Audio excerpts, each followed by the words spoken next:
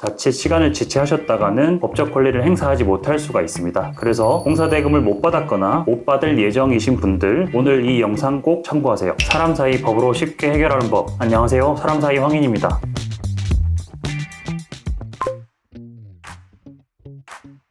공사 계약을 체결하고 약속대로 공사를 끝냈는데 공사대금을 지급받지 못하는 경우가 많습니다. 그래서 독촉을 하면 하자가 있다든지 아니면 이런 공사를 더 해줘야 된다라고 주장하는 경우가 태반이죠. 법적 조치를 알아보자니 비용이 부담스럽거나 아니 어렵다거나 이런 문제로 지체를 하시는 경우가 많은데요. 공사대금 채권 같은 경우에는 소멸시효가 짧기 때문에 자칫 시간을 지체하셨다가는 법적 권리를 행사하지 못할 수가 있습니다. 그래서 공사대금을 못 받았거나 못 받을 예정이신 분들, 오늘 이 영상 꼭 참고하세요.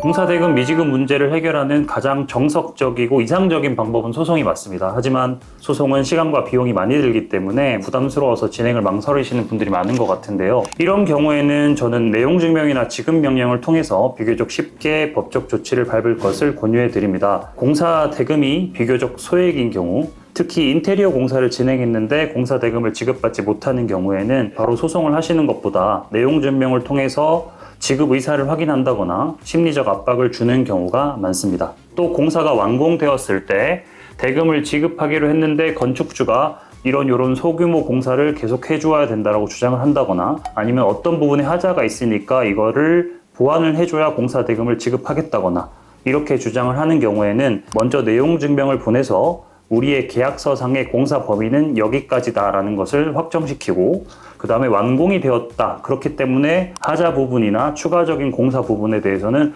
건축주가 별도로 문제 제기를 해야 된다는 점을 알려주시는 게 좋을 것 같습니다.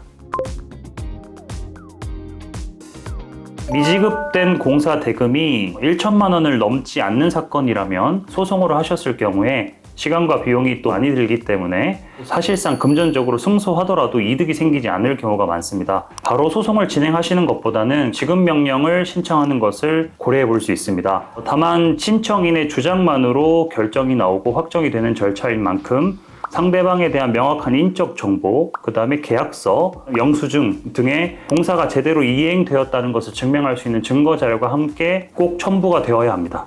다만 이런 사안들이라고 하더라도 상대방의 인적 사항이 불확실하거나 공사의 범위나 완공에 관한 부분 자체를 다투고 있다거나 증거가 불충분할 때는 바로 각하가 될 수 있기 때문에 그때는 바로 소송을 진행하셔서 사실 조회 등으로 자료를 확보하시는 것이 더 좋습니다. 또 협상이 장기간 되면서 상대방이 공사 대금에 대해서 지급을 반복적으로 미루고 약속을 어기는 경우에도 반드시 이의 신청을 할 것이 예상되므로 이런 경우에도 소송으로 바로 진행하는 것이 좋을 것 같습니다.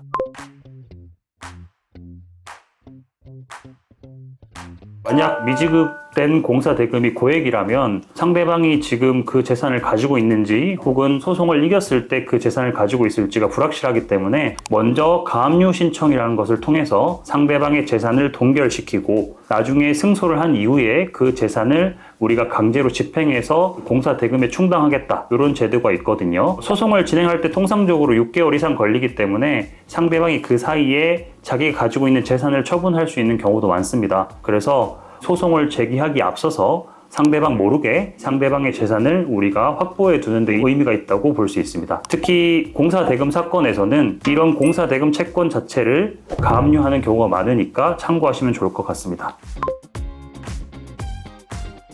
공사대금 미지급 문제에 있어서 가장 중요하게 생각하셔야 되는 것은 바로 소멸시효입니다. 공사대금 소멸시효는 3년이라서 일반 채권인 10년보다 훨씬 짧은 것이 특징인데요. 그래서 대금 지급이 자꾸 지연됐을 때 법적 조치를 머뭇거리시다가 3년을 지나시는 경우도 많습니다. 그래서 신속하게 조치를 취하셔야 합니다. 네, 오늘은 공사대금을 받지 못한 사건에 대해서 대처 방법을 알아보았는데요. 무엇보다 빠르고 신속한 대응이 필요할 것 같습니다. 그리고 어떤 절차나 어떤 방법을 취하는 것이 효과적인지는 변호사와 상담을 받으셔서 결정하시기를 권유드립니다. 사람 사이 분쟁, 법으로 해결하면 어렵지 않습니다. 사람 사이 황인에서 계속 알려드리겠습니다.